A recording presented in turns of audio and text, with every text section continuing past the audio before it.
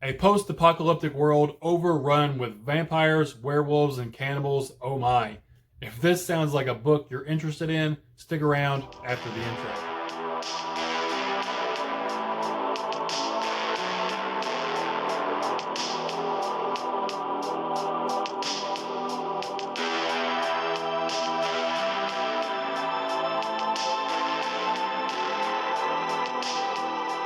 What's up, everybody? My name is Brad, and today I'm back with another book review for you guys. If you happen to be new to the channel, I read a lot of Indian small press horror, a little bit of fantasy, a little bit of sci-fi. So if any of that sounds like something you are interested in, please consider hitting the subscribe button down below. Check out some of the other content on the channel, and maybe you'll discover a book that you enjoy. But for today's book review, we're going to be talking about none other than The Raven by Janz. This was recently put out by Flame Tree Press. For me, I run in sort of different horror circles on Twitter, and there's always someone talking about Janz. His name always pops up. People always have good things to say about him and his books. But for me, this is my first experience getting to read his work, and I'm finally glad that I did take the time to discover and read him for myself. I remember when this book was first announced, the cover art and the premise was revealed. I was super hyped for this. I couldn't wait to get my hands on it. But sadly, I think I sort of fell victim to myself overhyping the book. And, that's on me. I sort of built it up to this lofty expectations in my own head, and it fell a little short of that. That's not to say this is a bad book by any stretch of the imagination.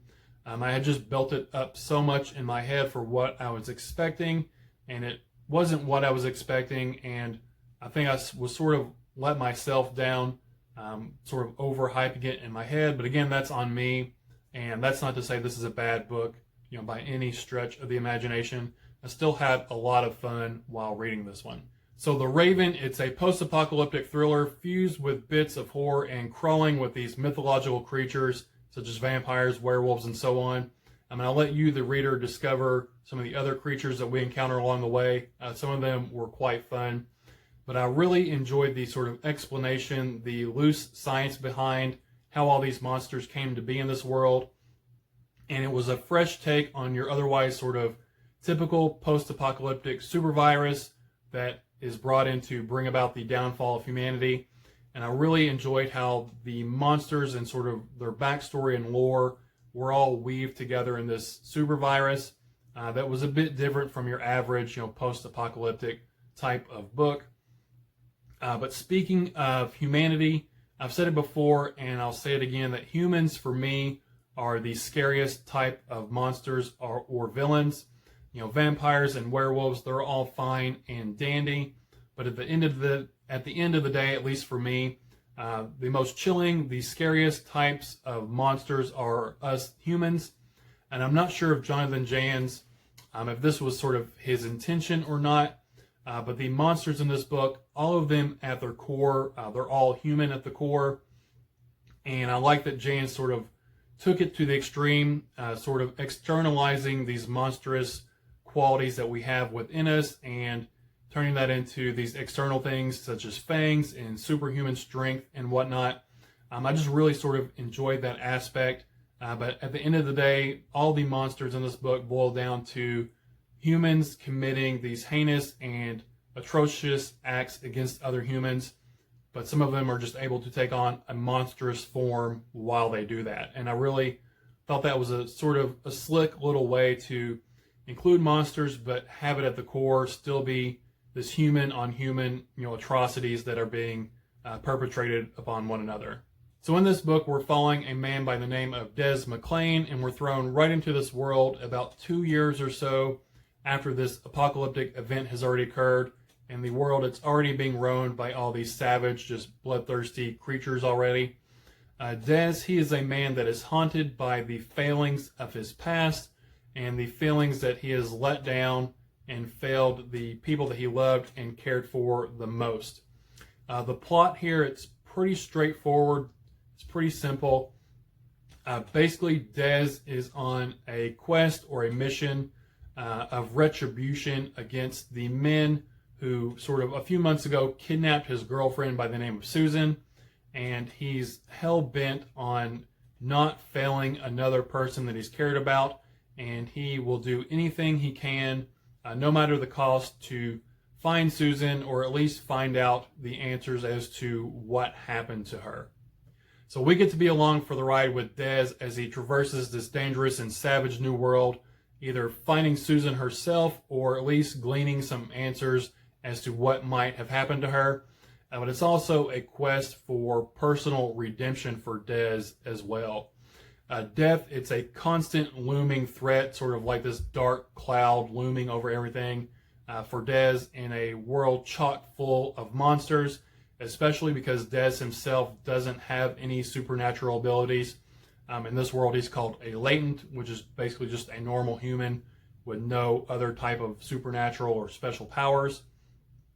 Des, he survives by his skills and bits of luck as he continues to outrun the shadow of death on his quest to lead to this destination, this bar where the men that kidnap Susan, this is sort of their lair where they call home, and this is where he's trekking to get to so he can hunt down these answers or at least find Susan herself.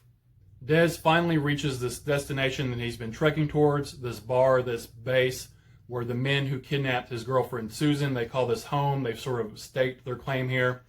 This section for me really gave off Dusk Till Dawn vibes. If you've seen that movie with George Clooney and Quentin Tarantino, especially in the movie once they get to like the vampire bar, that was very reminiscent of this section, at least in my opinion. And I'm not sure what the reason was, but I felt my interest in the story sort of starting to wane here. The plot sort of felt like it was starting to spin its wheels. It became a bit meandering, if I'm honest. And like I said, it's not that things weren't happening in the bar. Things were happening. It just, I don't know, something about it just wasn't clicking with me. I'm not sure if I wasn't fully connected with Des as I thought I was before, or maybe the pace just slowed down too much, in my opinion. But whatever the case was, this sort of lull in the story, once all hell breaks loose, once the action picks back up, once the mayhem ensues once again, I was sucked in, I was pulled back into the story. There was just sort of that lull moment while we're in the bar. It does take up quite a big chunk in the middle of the book.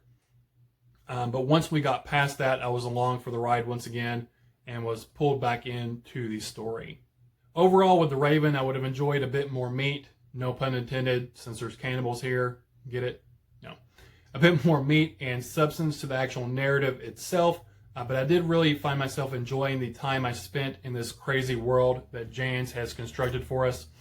This might be a minor spoiler, but the ending is sort of left open where there could be a possibility of a sequel, and I would really love to return to this world and have it fleshed out more and get an even deeper, more rich narrative the second time around.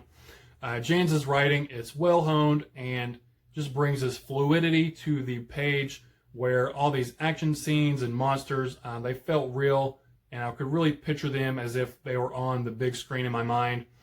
His writing was easy to get into and flowed really well, and I did overall really enjoy his prose and his writing style.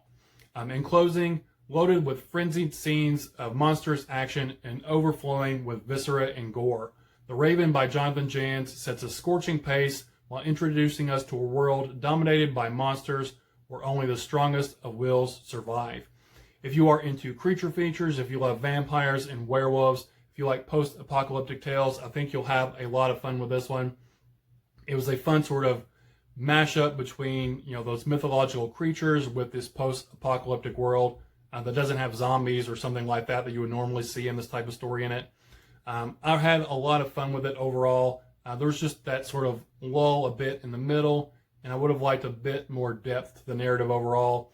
But I gave this one 3.5 stars, rounded up to 4 for Amazon and Goodreads. I did enjoy it. I do have 2 other books over there by Janz. I think it's Dust Devils and the Siren and the Spectre. Dust Devils and the Siren and the Spectre. And I'm really looking forward to reading more of Janz's work. And if he does return to this world here of The Raven, I would gladly read a second installment of this story. I think it has a lot of potential to be a really just epic story if he chooses to come back to it. But again, this has been my 3.5-star review, rounded up to 4 for Amazon and Goodreads, of The Raven by Jonathan Janz, put out by Flame Tree Press. That's all I have for you guys today, so thank you for spending your time with me. Again, my name is Brad, and I'll talk to y'all later. Bye.